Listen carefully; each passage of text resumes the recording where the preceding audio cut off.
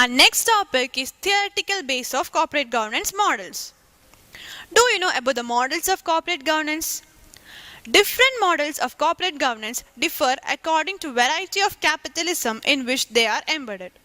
The Anglo-American model tend to emphasize the interest of shareholders. The coordinated or associated with continental Europe and Japan also recognize the interest of workers, managers, suppliers, customers and the community. A related distinction is between market-oriented and network-oriented models of corporate governance.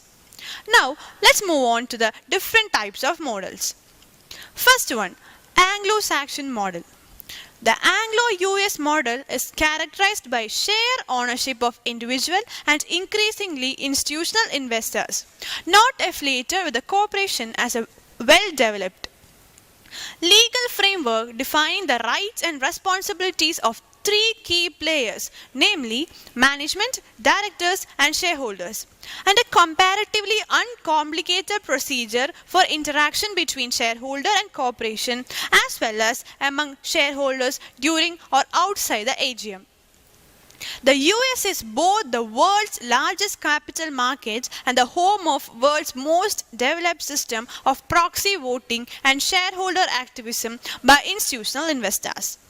Institutional investors also play an important role in both the capital markets and corporate governance in the UK.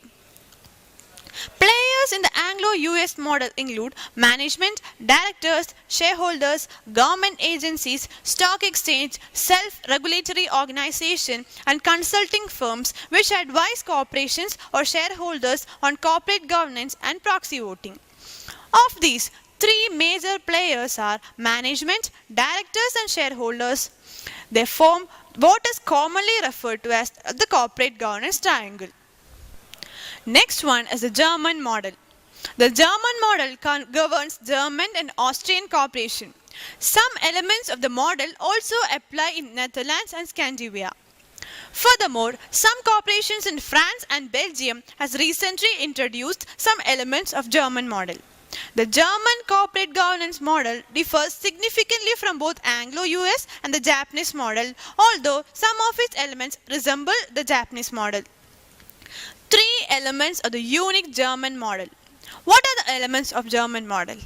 First one, the German model prescribes two boards with separate members. German corporations have a two-tiered board structure consisting of a management board and a supervisory board. The two boards are completely distinct. No one may serve simultaneously on a corporation's management board and supervisory board. Second one, the size of supervisory board is set by law and cannot be changed by shareholders. And the third one is, in Germany and other countries following this model, voting right restrictions are legal. These limit a shareholder to voting a certain percentage of corporation's total share capital regardless of the share ownership position. Third one is the Japanese model. The Japanese model is characterized by a high level of stock ownership by affiliated banks and companies. A banking system characterized by strong long-term links between bank and corporation.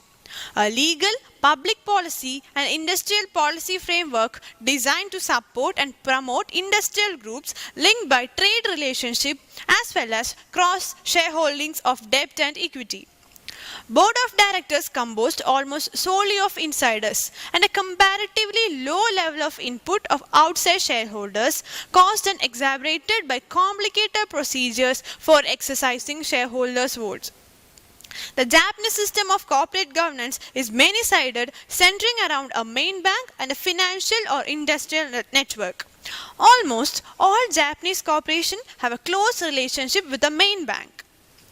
The bank provides its corporate clients with loans as well as services related to bond issues, equity issues, settlement account and related consulting services. The main bank is generally a major shareholder in the corporation. Next one is the Indian model.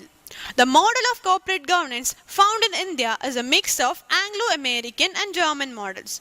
This is because in India there are three types of corporation: private companies, public companies and public sector undertakings. Each of these corporations have a distinct pattern of shareholding. For example, in case of companies, the promoter and his family have almost complete control of the company. They depend less on outside equity capital. Hence, in private companies, the German model of corporate governance is followed.